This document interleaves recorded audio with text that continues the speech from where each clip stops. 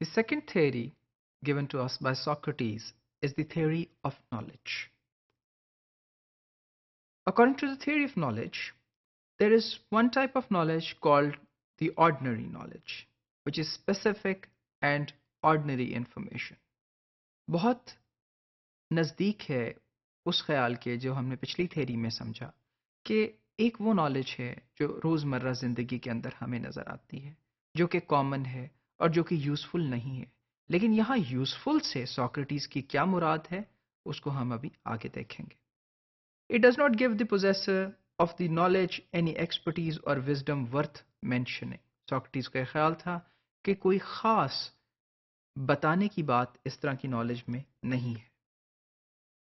The second type of knowledge according to Socrates is definitional or higher knowledge. Number one, it deals with defining words and concepts. الفاظ اور concepts کے underlying phenomena کو explain کرنا higher knowledge کا area ہے. Concepts of belief and use of logic. What is a belief? The concepts of belief, جن چیزوں پہ ہم یقین رکھتے ہیں، اور use of logic, in beliefs کو ایویلویٹ کرنے کے لیے استعمال کرنا. Logic is the science of evaluating arguments, یعنی دونوں طرف کے آرگومنٹس کو سننا اور دیکھنا کہ کس میں وزن زیادہ ہے اور اس کو اڈاپٹ کرنا. And Socrates also says that wisdom and goodness of God's is derived from human logic and natural scepticism.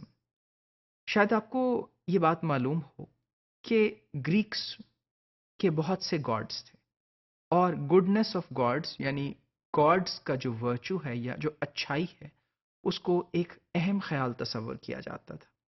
Socrates کا یہ کہنا تھا کہ وہ جو گڈنس آف گاڈس ہے وہ بھی انسان کی لاجیکل یعنی دا سائنس آف ایویلویٹنگ آرگومنٹس اور نیچرل اسکیپٹسزم، اور جو اس کے اندر ایک قدرتی صلاحیت ہے آف بینگ اسکیپٹک یعنی ایویلویٹ کرنے کی، چیزوں کے دونوں زاویوں کو دیکھنے کی، وہاں سے حاصل کی جا سکتی ہے، ڈیولپ کی جا سکتی ہے. ڈسکورنگ دا ٹروتھ کو ڈسکور کرنا، کو دریافت کرنا، سچائی کو اور ریالٹی کو، ایک بہت امپورٹنٹ بات ہے سوکریٹیز کے نزدیک. An individual who would discover the truth and the goodness in it will live his or her life accordingly.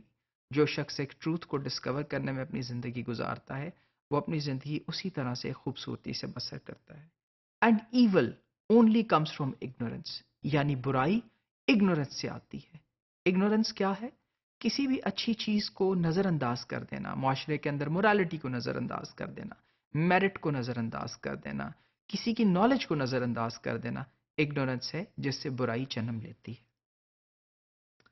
And then knowledge and virtue. Knowledge اور اچھائی کا آپس میں کیا تعلق ہے؟ ان کا یہ کہنا ہے کہ knowledge and virtue are closely related. With true knowledge comes from virtue. یہ دونوں ایک دوسرے کے ساتھ بہت ہم آہنگ ہیں، بہت زیادہ تعلق میں ہیں، اور ٹرو نالج سے ہی انسان کے اندر اچھائی ڈیولپ ہوتی ہے.